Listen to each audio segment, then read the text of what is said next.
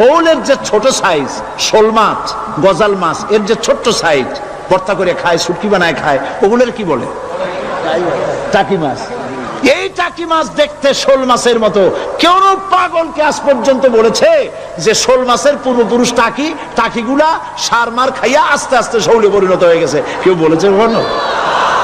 Darwin কয় বোতল খাইয়া যে এই মতবাদ লিখছে আল্লাহই ভালো জানে।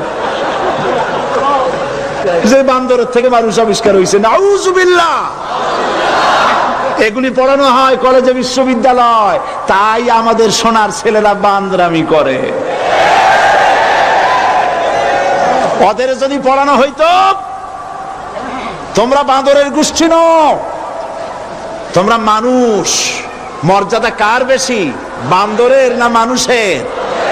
এ পৃথিবীর প্রথম মানুষকে আদম আলাইহিস সালাম। আদম হইছেন কি দিয়ে? মাটি দিয়ে। আল্লাহ রাব্বুল আলামিন যিনি মানুষ সৃষ্টি করেছেন, তিনি কোরআন শরীফের ভিতরে বলে দিয়েছেন, আমি প্রথমেই বলেছি, আপনারা লক্ষ্য করুন, এই কোরআন তাবিজের কিতাব নয়, এই কোরআন তদবিরের কিতাব নয়, ঝাড়ফুঁকের কিতাব নয়। কোরআন হলো পৃথিবীর মানুষের জন্য কোড অফ লাইফ, পূর্ণাঙ্গ জীবন বিধান। সবকিছু আল্লাহ পাক কোরআনের ভিতরে বলে দিয়েছেন, কোন জিনিস বাদ দেন নাই।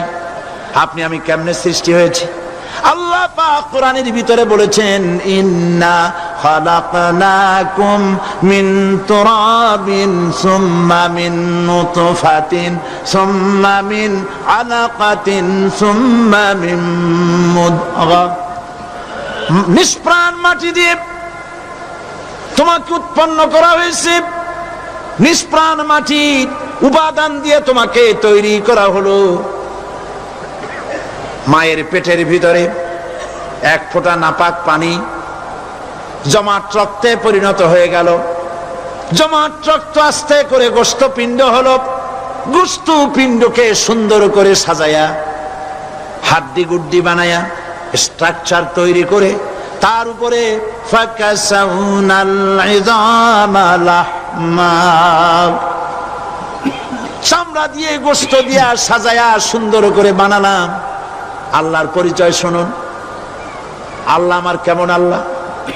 মায়ের পেটের ভিতরে সন্তান বানায়া, এরপরে যখন রূহ দেওয়া হয়েছে, ক্ষুধা লেগেছে, খাবারের প্রয়োজন হয়েছে, আল্লাহ রাব্বুল আলামিন ওই কচি বান্দা মায়ের পেটে বসে কি খাবে, সেজন্য তার মা চিন্তা করে নাই, বাবা চিন্তা করে নাই, সরকার চিন্তা করে নাই।